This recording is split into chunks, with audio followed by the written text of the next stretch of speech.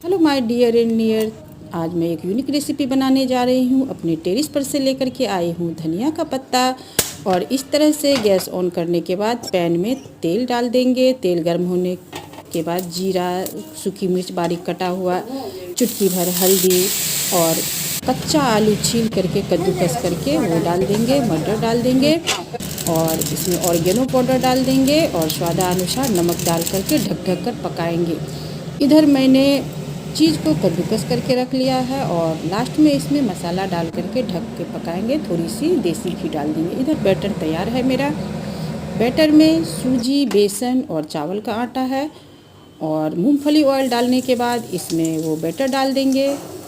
ऊपर से जो फिलिंग वाला है वो डालेंगे। चीज़ और हरा धनिया से गार्निश करने के बाद ऊपर से फिर बैटर डाल देंगे और हरा धनिया और चिली फ्लेक्स डाल करके पका लेंगे। रेडी हो गया मेरा यूनिक